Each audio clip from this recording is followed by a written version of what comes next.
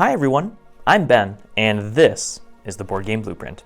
This week, we're going to be taking a quick look at some of the metal miniatures available on the Game Crafter, and maybe how they might compare to other board game pieces or pawns that you might use in your design. So let's jump on over to the table next door and see what we have in store. So the miniatures I'm about to show you came in this little baggie, and you can kind of tell that they're metal and pointy a little bit because of all these little bumps in the plastic. So just wanted to forewarn that, yeah, these are not terribly sharp, but they will have some rough edges. One of the first things that I noticed when pouring all of them out of their bag is the smell. These have some kind of maybe ferrous, I'm not sure if that's the correct word for it, but they have a very distinguishable scent to them that kind of sticks around in the air and on your fingers a little bit as you're handling them. So maybe paint, a treatment of paint will, bring your characters to life and also mask a little bit of that, but just wanted to point that out, as well as a few little, kind of straggling pieces on a few of them near the edges, maybe how they were cast or manufactured. So those could be probably filed down or maybe even just picked off. So here's a dwarf, and I'll just kind of show off. I think I might be able to just kind of, yep, you can see there's a little bit of bend here, a little bit of play, and then I can just maybe kind of with my finger, or maybe I can just continue to bend it, yep, until it's hidden away or just kind of breaks off. There we go, ta-da! So there are a wide variety of characters. As we've seen, we have a dwarf, we have an archer who looks pretty awesome, and then, we have a rogue as well. So again, yep, there's a little metal there, and all kinds of different figures in different kind of sizes in relation to themselves. I'm gonna stand them up and see if we can catch a little bit of the height differences, maybe not. But I believe an average sized miniature from your standard miniatures game sits at about 28 to 32 millimeters in height. And with our Game Crafter designer's ruler, we can maybe measure out what a humanoid figure is at. And so, yep, if we are measuring right there, the top of the head, and it looks like, yeah, we're about at 32. So they fit nicely in, hopefully, your standard games. But of course, not all of them will be the same. So we have this one who's kind of humanoid as well. Maybe they're a little bit shorter than the 32. We could say that they're a halfling. Oh, let's bring it up closer to the camera there. But they have double swords, which is pretty great.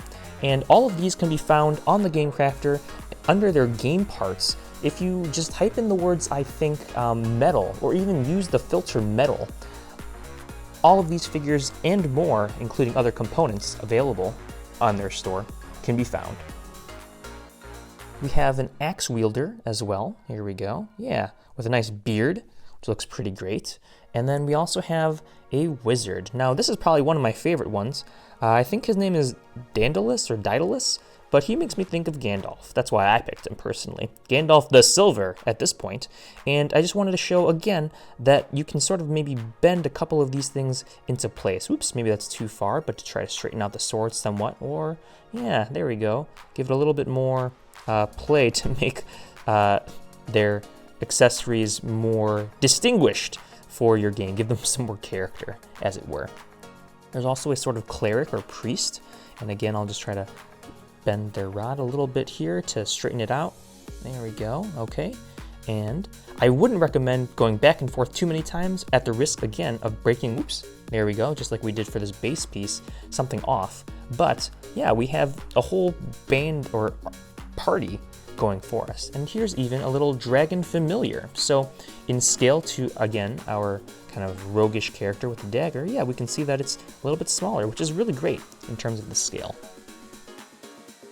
The second to last miniature that I like to show off is this female barbarian who's wielding both a sword and a spear. She looks really fierce, and in this order, I believe she was the only female that I was able to pick up. So that's pretty great. Hopefully your game will support her, or you can create a character in your game that uses a female barbarian like this. And probably the last coolest piece is this large Pinhead barbarian.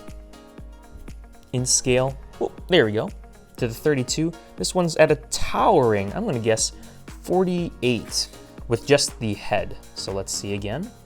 There's the line there, lining up, and oh, okay, so 42, not bad, but then with that sword, whole extra, at least 10, maybe 12 millimeters in height.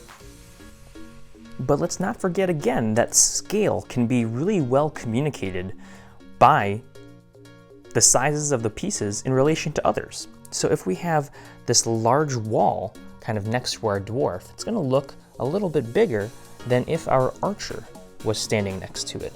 Or, for instance, in rubble columns or treasure chests as well. If you remember this one from a previous video, now we have something that we can get some treasure from, and maybe we use some spare bits to delineate some of that.